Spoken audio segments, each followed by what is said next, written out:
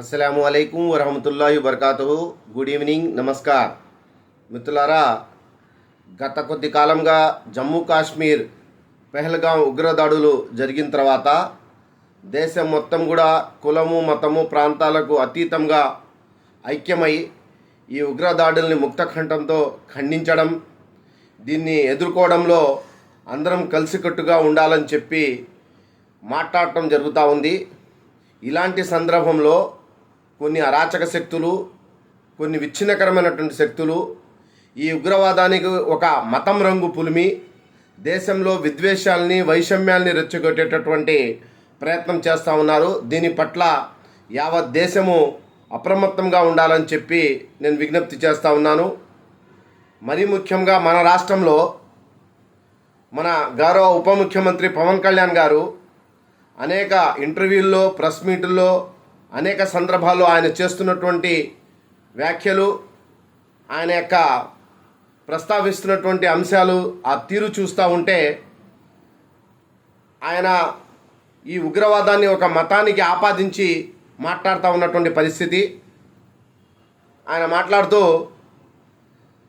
కలుమా అడిగి మరీ చంపారు, మీరు హిందువా ముస్లిమా అని మతం అడిగి చంపారు, కాబట్టి హిందూ మతం ప్రమాదంలో పడింది, హిందువులందరూ అప్రమత్తం కండి, ఈ హిందువులకి ఈ దేశం ఒక్కటే ఉంది, మాకు వేరే దేశం లేదు, మేము ఎక్కడికి వెళ్ళాలి అని చెప్పి ఆయన ఆ విధంగా మాట్లాడుతూ ఉన్నారు. ఇది సరైనటువంటి పద్ధతి కాదు. ఇంకా ఉగ్రవాదులందరూ ముస్లింలందరూ ఉగ్రవాదులు కాదులే, కానీ ఉగ్రవాదులందరూ ముస్లింలే అని చెప్పి కూడా మాట్లాడుతూ ఉన్నాడు. దీన్ని Andhra Pradesh minority development forum Awas committee తీవ్రంగా ఖండిస్తూ ఉంది. పవన్ కళ్యాణ్ గారు యావత్ ముస్లిం సమాజానికి క్షమాపణ చెప్పాలని చెప్పి కూడా ఆవాస్ కమిటీగా మేము డిమాండ్ చేస్తూ ఉన్నాం. ఒక పక్కన దేశం మొత్తం కూడా చాలా సున్నితమైనటువంటి సంక్లిష్టమైనటువంటి పరిస్థితుల్లో ఉన్నప్పుడు దేశం మొత్తం కూడా సమైక్యమై దేశం కోసం నిలబడాల్సినటువంటి పరిస్థితుల్లో ఈ రకమైనటువంటి విభజనలు, విద్వేషాలు రెచ్చగొట్టేటటువంటి విధంగా చేయడం అనేది సరైనటువంటి పద్ధతి కాదు అని చెప్పి ఆవాజ్గా మేము అభిప్రాయపడతా ఉన్నాం. ఉగ్రవాదులందరూ ముస్లింలే అని చెప్పడం ఎంతవరకు కరెక్ట్ అండి? రాజీవ్ గాంధీని చెప్పినటువంటి ఎవరైతే ఎల్టీటీ తీవ్రవాదులు ఉన్నారో వాళ్ళందరూ ముస్లిం ఉగ్రవాదులా? మహాత్మా గాంధీని చంపినటువంటి నాథురామ్ గాడ్సే ఆయన మన ముస్లిం ఉగ్రవాదా? లేకపోతే ఇందిరాగాంధీని చంపినటువంటి ఎవరైతే సిక్కు తీవ్రవాదులు ఉన్నారో వాళ్ళకేమైనా ఆయన ముస్లిం మతం సంబంధించిన వాళ్ళ? లేకపోతే గుజరాత్ అల్లర్లు జరిగి మారణహోమం జరిగినటువంటి దాంట్లో ముస్లిం మైనార్టీ ఊతకోచ జరిగినటువంటి దాంట్లో ఉన్నటువంటి హిందుత్వ అరాచక శక్తులు ఏదైతే ఉన్నాయో అవన్నీ కూడా ముస్లిం ఉగ్రవాదులా? కాదు. ఉగ్రవాదానికి మతానికి ఎలాంటి సంబంధమే లేదు.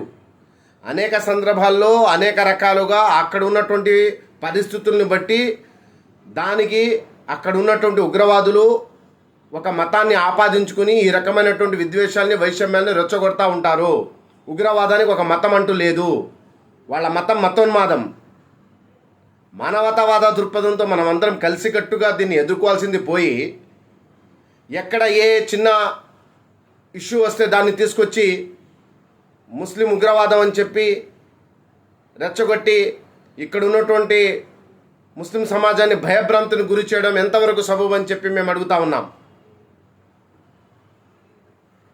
ఈరోజు దేశంలో ఆ ఉగ్రవాదులు ఎట్లా చొరబడ్డారు, ఆ సెక్యూరిటీ ల్యాప్సెస్ ఎలా అయింది, ఇంతమంది చనిపోవడానికి కేంద్రం బాధ్యత వహించాలి, వాళ్ళని నిలదీయాల్సింది పోయి దేశంలో ఉన్నటువంటి ఒక మతానికి ఆపాదించడం.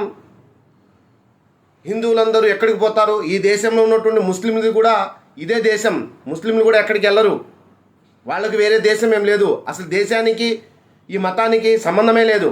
భారతదేశం ఒక లౌకిక దేశం. ఈ దేశంలో అందరూ హిందువులు, ముస్లింలు, క్రైస్తవులు అందరూ కలిసికట్టుగా ఉండడానికి ఒక లౌకిక దేశంగా ఈ దేశం యొక్క రాజ్యాంగం మాకు ఆ హక్కు ఇచ్చింది. కాబట్టి మనం ఆ రకంగా దీన్ని తీసుకెళ్లాల్సింది పోయి మతం రంగు పుల్లడం అనేది సరైనటువంటి పద్ధతి కాదు.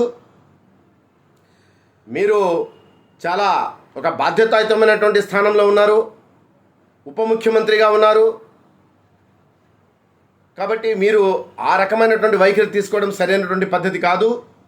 ఇక రెండవ అంశం, ఈ రాష్ట్రానికి నేనేదో ఒలగబెడతానని చెప్పి మాట్లాడినటువంటి బీజేపీ నరేంద్ర మోదీ గారు మొన్న వచ్చారు. ఏమి ఇచ్చారండి? గతంలో గుప్పెడు మట్టి చెంబుడు నీళ్ళు ఇచ్చారు, ఇప్పుడు ఒక చాక్లెట్ ఇచ్చి వెళ్ళాడు. కనీసం 15,000 రూపాయలు ఏదైతే గతంలో అప్పు ఇచ్చారో దాని గ్రాంట్గా కూడా ఇవ్వలేదు రాష్ట్ర రాజధాని నిర్మాణం కోసం. ఈ రాష్ట్రానికి ప్రత్యేక హోదా ఇవ్వకుండా, విభజన హామీలు అమలు చేయకుండా ఈ రాష్ట్రానికి ద్రోహం చేసినటువంటి నరేంద్ర మోదీ బీజేపీ గారిని ముఖ్యమంత్రి గారు ఆయన్ని పొగడం, ఆయన ముఖ్యమంత్రి పొగడం, ఒకళ్ళనొకళ్ళని ప్రశంసించుకోవడం లేదు తప్ప అక్కడ ఒరిగింది ఏమీ లేదు. కనీసం విశాఖ స్టీల్ ప్లాంట్ ఏదైతే ఉందో ఆ స్టీల్ ప్లాంట్ని కూడా మేము దాన్ని ప్రైవేటీకరించాము అని చెప్పి స్పష్టంగా ప్రకటించలేదు. ఇలాంటి రాష్ట్రానికి అభివృద్ధి కోసం కావాల్సినటువంటి అంశాలు ఏది చెప్పకుండా ఊకుడుదుంపు ఉపన్యాసాలు ఇచ్చి ఈ రాష్ట్రానికి రాజధాని ఇక్కడే ఉంటుంది అని చెప్పి ఒక చట్టబద్ధత కల్పించేటటువంటి విధంగా ఒక నిర్దిష్టంగా దీని మీద ఒక స్పష్టమైనటువంటి కేంద్ర వైఖరి ఏం చెప్పకుండా ఎప్పుడు ఎక్కడ అవకాశం వస్తే వాళ్ళని ఆ విధంగా రాజకీయంగా వినియోగించుకోవాలని చెప్పి చూసేటటువంటి ఒక ధృతరాష్ట్ర కౌగిలిగా ఉన్నటువంటి బీజేపీతో జనసేన, టీడీపీ పార్టీలు కలిసి ఈ రాష్ట్రంలో పనిచేస్తూ ఉన్నాయి. ఈ రాష్ట్రంలో మరీ ముఖ్యంగా హిందుత్వ ఆర్ఎస్ఎస్ ఎజెండాని తీసుకొచ్చి అమలు జరపడం కోసం ప్రయత్నిస్తున్న సందర్భంలో పవన్ కళ్యాణ్ గారు ఈ మధ్య అత్యుత్సాహం ప్రదర్శిస్తూ ఉన్నారు. ఆయన చెగువేరా స్ఫూర్తి అన్నాడు, వివేకానంద స్ఫూర్తి అంటారు. ఇదేనా చెగువేరా వివేకానంద స్ఫూర్తి? వ్యక్తిగతంగా నేను కూడా అనేక అభ్యుదయకరమైనటువంటి అంశాలు, సినిమాలు చూసినటువంటి వ్యక్తిని. నాకు ఆయన పట్ల ఒక గౌరవం ఉండేది. ఆయన చేస్తున్నటువంటి ఈ ఏదైతే ఈ ప్రహసనాలు ఉన్నాయో ఇవి చూసి చాలా బాధేస్తూ ఉంది. దయచేసి ఆయన తన వైఖరిని మార్చుకోవాలి.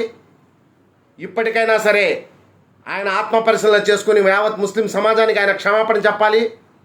రాష్ట్ర యొక్క హక్కుల్ని కాపాడడం కోసం, రాష్ట్రం యొక్క హక్కుల్ని సాధించడం కోసం మేమందరం కలిసికట్టుగా మీతో కలిసి ఉంటాము, మీతో పాటు నిలబడతాము. కేంద్రం మీద ఒత్తిడి తీసుకొచ్చి రాష్ట్రం ప్రత్యేక హోదా కోసం, విభజన హామీల అమలు కోసం, రాజధాని నిర్మాణం కోసం ఆ రకమైనటువంటి ప్రయత్నం చేయండి. మేమందరం మీతో పాటు నిలబడతాం. అంతే తప్ప ఈ రకమైనటువంటి వైషమ్యాలు, విద్వేషాలు రెచ్చగొట్టి రాజకీయాలు చేయడం ఏమాత్రం తగదని చెప్పి తెలియజేస్తూ మరొక్కసారి మీ అందరికీ కూడా దేశం మొత్తంలో కూడా కులము, మతము, ప్రాంతాన్ని నిమిత్తం లేకుండా అందరం కలిసికట్టుగా ఈ ఉగ్రవాదానికి వ్యతిరేకంగా పోరాడదామని చెప్పి తెలియజేస్తూ జై హింద్.